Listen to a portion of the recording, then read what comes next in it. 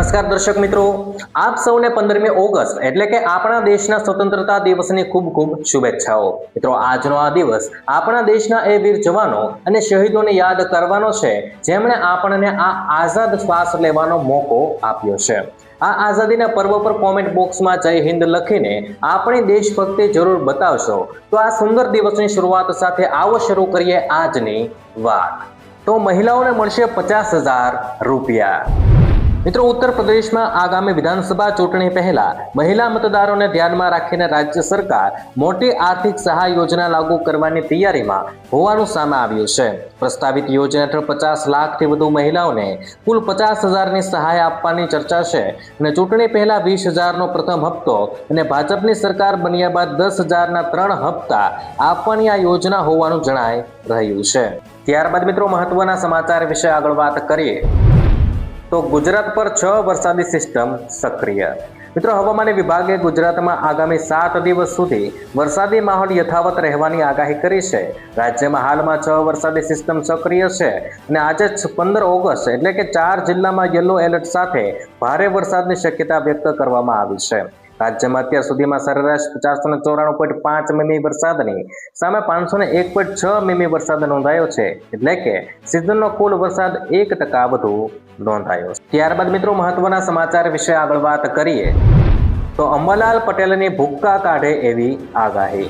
મિત્રો, હવામાન નિષ્ણાંત અંબાલાલ પટેલે રાજ્યમાં વરસાદની આગાહી કરી છે। આગાહી મુજબ રાજ્યમાં આગામી 4 દિવસ દરમિયાન રાજ્યના તમામ વિસ્તારોમાં વરસાદી માહોલ જામશે। ખાસ કરીને ઉત્તર ગુજરાતના બનાસકાંઠા જિલ્લામાં ભારે વરસાદ વરસી શકે છે। ઉપરાંત મધ્ય ગુજરાતમાં વડોદરા સહિતના વિસ્તારો તેમજ પૂર્વ ગુજરાતના કેટલાક ભાગોમાં પણ વરસાદી ઝાપટા પડી શકે છે। મિત્રો, દક્ષિણ ગુજરાતના વિસ્તારોમાં પણ છૂટોછવાયો વરસાદ થવાની શક્યતા અંબાલાલ પટેલે વ્યક્ત કરી છે। ત્યારબાદ મિત્રો, મહત્વના સમાચાર વિશે આગળ વાત કરીએ તો રક્ષાબંધનની તારીખ અને શુભ મુહૂર્ત જાણી લેજો। મિત્રો, રક્ષાબંધનનો તહેવાર દર વર્ષે શ્રાવણ પૂર્ણિમાના દિવસે ઉજવવામાં આવતો હોય છે। વર્ષ 2026માં રક્ષાબંધનનો પવિત્ર તહેવાર 28 ઓગસ્ટને શુક્રવારે ઉદયા તિથિ અનુસાર ઉજવવામાં આવશે। આ દિવસે પૂનમ તિથિ સવારે 9:49 વાગ્યા સુધી છે અને ભદ્રા સૂર્યોદય પહેલા જ સમાપ્ત થતી હોવાથી રાખડી બાંધવા માટે સવારે 5:57 થી 8:48 વાગ્યા સુધીનો સમય સૌથી શ્રેષ્ઠ અને શુભ છે।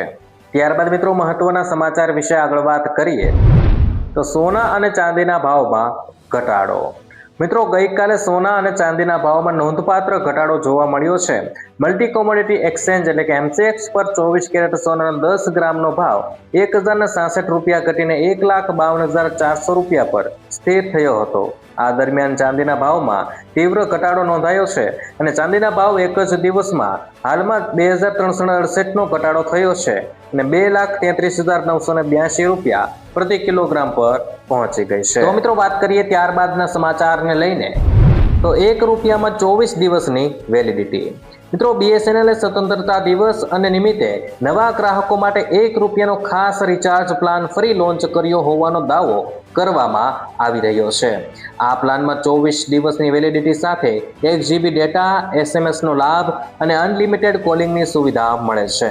મિત્રો, આ ઓફર માત્ર નવા BSNL કનેક્શન માટે ઉપલબ્ધ હોવાનું જણાવાયું છે।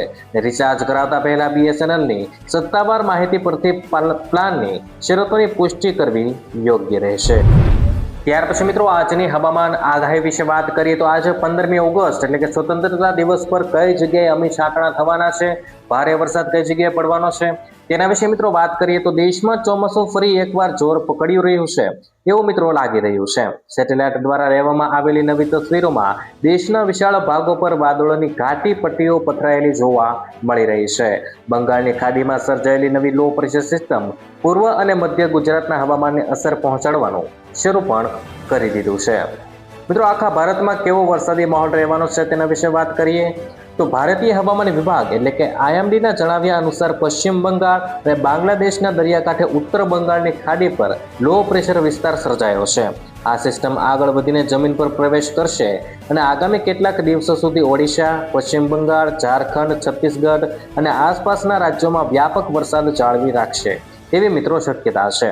જ્યારે મિત્રો, સેટેલાઇટ ઇમેજમાં પૂર્વ ભારત પર ઠંડા માથાળાવાળા ઘેરવાર વરસાદી વાદળો દેખાઈ રહ્યા છે, જે ગાજવીજ સાથે ભારે વરસાદની સ્પષ્ટ નિશાની છે. ઉત્તર ગુજરાત, બિહાર, મધ્યપ્રદેશ, ઉત્તર પૂર્વના કેટલાક ભાગો પર ભારે વરસાદના વાદળો છવાઈ રહ્યા છે, જે દર્શાવે છે કે સમગ્ર ભારતીય ઉપખંડમાં મોન્સૂન ટ્રફ હજુ પણ સક્રિય છે. આ નવી સિસ્ટમ ચોમાસાના પૂર્વનો સાથે વળતા હવામાન અધિકારીઓએ અનેક રાજ્યોમાં ભારે અતિભારે વરસાદની ચેતવણી આપી દીધી છે. પૂર્વ અને મધ્ય ગુજરાતના કેટલાક વિસ્તારોમાં મુશળધાર વરસાદ પડી શકે છે, જેનાથી સ્થાનિક કક્ષાએ પૂર અને પાણી ભરાવાની સમસ્યા સર્જાઈ શકે છે. હાલ મિત્રો ચોમાસાનું એન્જિન ધમધમી રહ્યું છે.